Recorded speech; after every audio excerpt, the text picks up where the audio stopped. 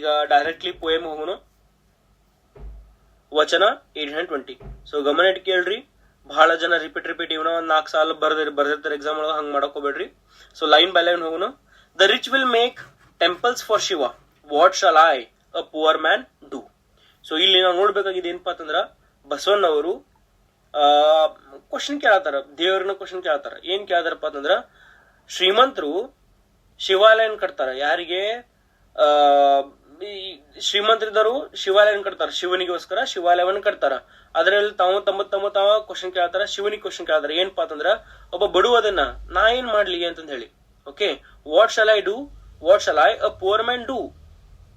C, the rich people are building temples for Shiva. So this particular Basavana, he is telling to the God that I am a poor person, what shall I do for you ಅಂತಂದ ಹೇಳಿ ಅವರು ಕೇಳ್ತಾರ. Next ನೋಡ್ರಿ. My legs are pillars, the body, the shrine, the head, a copula of gold. Listen, O Lord of the meeting rivers, 10 things standing shall fall, but the moving ever shall stay. So ನೋಡ್ರಿ, my legs are pillar, ಎನ್ನ ಕಾಲುಗಳೇ ಕಂಬವಯ್ಯ ಅಂತ ಹೇಳ್ತಾರ ಅವರು. ಇವ ಏನ್ ನಮ್ಮ ಕಾಲದವಲ್ಲ, ಅವ ನಾನು ಕಂಬಿದ್ದಂಗ. ದ ಬಾಡಿ ದ ಸ್ಟ್ರೈನ್ ಅಂತ ಹೇಳ್ತಾರ ಅವರು.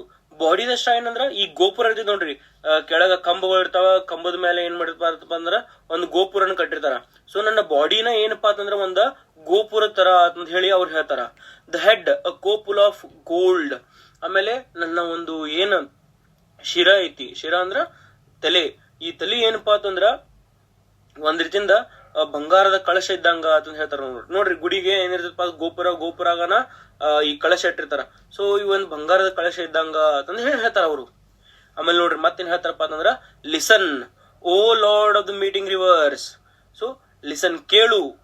ಓ lord of the meeting rivers ಅಂದ್ರೆ ಏನಪ್ಪಾ ಅಂತಂದ್ರ, ಇಲ್ಲಿ ಅವರು ತಮ್ಮ ಒಂದು ವಚನದೊಳಗ ಕೂಡಲ ಸಂಗಮ ದೇವ ಅಂತ ಹೇಳ್ತಾರಲ್ರಿ, ಅದಕ್ಕ ಇಲ್ಲಿ ಈ ಟ್ರಾನ್ಸ್ಲೇಟರ್ ಯಾರು, A.K. ರಾಮಾನುಜನ್ ಅವ್ರು ಏನ್ ಮಾಡ್ತಾರಪ್ಪ ಅಂತಂದ್ರ, ಕೂಡಲ ಸಂಗಮ ದೇವ ಬರೆಯುಪಾಲಿಂದ ಅವ್ರ ಏನ್ ಬರ್ತಾರಂದ್ರ O lord of the meeting rivers ಅಂತ ಹೇಳಿ ಇಲ್ಲಿ ಬರ್ತಾರ. ನೆನ್ಪಿಟ್ಕೋರಿ, O lord of the meeting rivers ಅಂದ್ರ ಕೂಡಲ ಸಂಗಮ ದೇವ ಅಂದಂಗ.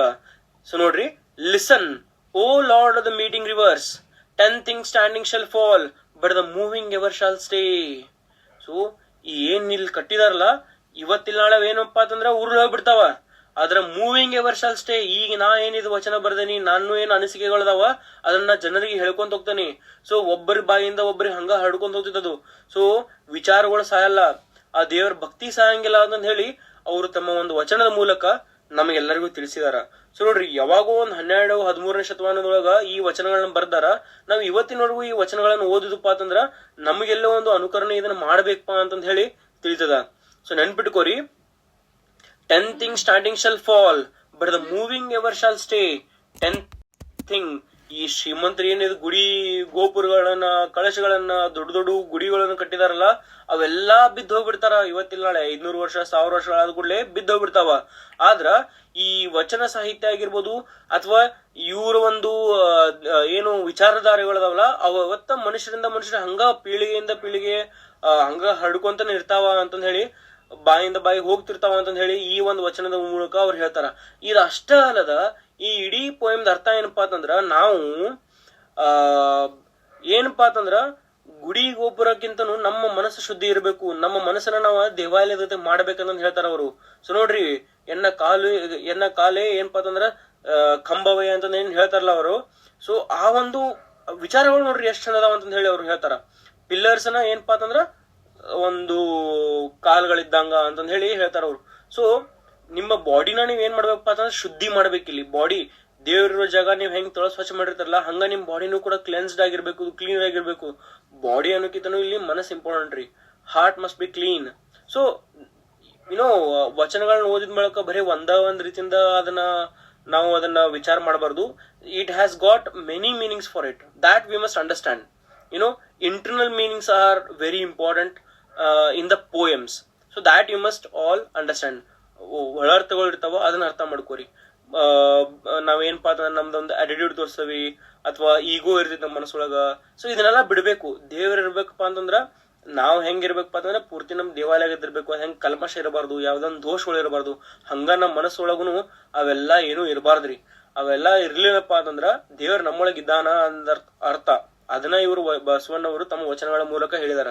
ನಾನ್ ಸ್ಟಾರ್ಟಿಂಗ್ ಹೇಳಿದ್ನು ಈಗ ಇದ್ರ ಒಳರ್ತನ ನಿಮಗೆ ಹೇಳ್ಕೊಟ್ಟನಿ. ಓಕೆ, ಇದ ನೋಡ್ರಿ ಕನ್ನಡ ಒಳಗ ಟ್ರಾನ್ಸ್ಲೇಷನ್ ಏನೈತಪ್ಪ ಅಂತಂದ್ರ, ಉಳ್ಳವರು ಶಿವಾಲಯವ ಮಾಡುವರು, ನಾನೇನ ಮಾಡುವೆ ಬಡವನಯ್ಯ, ಎನ್ನ ಕಾಲೇ ಕಂಬ, ದೇಹವೇ ದೇಗುಲ, ಶಿರವೇ ಹೊನ್ನ ಕಳಸವಯ್ಯ, ಕೂಡಲ ಸಂಗಮ ದೇವ ಕೇಳಯ್ಯ, ಸ್ಥಾವರಿ ಕಳಿವುಂಟು ಜಂಗಮ ಕಳಿವಿಲ್ಲ ಅಂತಂದ ಹೇಳಿ ಅವ್ರು ಈ ವಚನನ ಹೇಳ್ತಾರ. ಸೊ ಇಷ್ಟ ಈ ವಚನ ಇರುವುದು. ಎಕ್ಸಾಮ್ ಒಳಗ ವಚನದ ಬಗ್ಗೆ ಕೇಳಿದಾಗ ನೀವ್ ಇದನ್ನ ಕನ್ನಡದಾಗ ಬರೆಯಕ್ ಹೋಗ್ಬೇಡ್ರಿ, ದಯಮಾಡಿ ಇಂಗ್ಲಿಷ್ದವ್ರು ಬರೆಯೋರು ಡೈರೆಕ್ಟ್ ಆಗಿ ಇಂಗ್ಲಿಷ್ ಒಳನ ಬರೀರಿ. ಪೋಯಮ್ನ ನಿಮಗ್ ಬಹಳ ಈಸಿಲಿ ನೆನ್ಪಿಟ್ಕೋಬಹುದು. ಇದನ್ನ ಪೋಯಮ್ನ ನೆನ್ಪಿಟ್ಕೊಂಡು ಪೋಯಮ್ನ ಸಾಲ ಅವ್ನ ಇಟ್ಕೊಂಡು ಲೈನ್ ಬೈ ಲೈನ್ ನೀವು ಎಕ್ಸ್ಪ್ಲೇನ್ ಮಾಡ್ಕೊಂತ ಹೋದ್ರ ನಿಮ್ಮ ಆನ್ಸರ್ ಬಹಳ ಚಲೋ ಇರ್ತೈತಿ. 5 ಮಾರ್ಕ್ಸ್ ಕೇಳಿ 10 ಮಾರ್ಕ್ಸ್ ಕೇಳಿ, that you can do it. ಈ ವಿಡಿಯೋ ಎಕ್ಸ್ಪ್ಲನೇಷನ್ ನಿಮ್ಗೆ ಇಷ್ಟ ಆಗಿದ್ರ ನಿಮ್ ಫ್ರೆಂಡ್ಸ್ ಜೊತೆ ಶೇರ್ ಮಾಡ್ರಿ, ಸಬ್ಸ್ಕ್ರೈಬ್ ಮಾಡೋದನ್ನ ಮರ್ಯಾಕ್ ಹೋಗ್ಬೇಡ್ರಿ.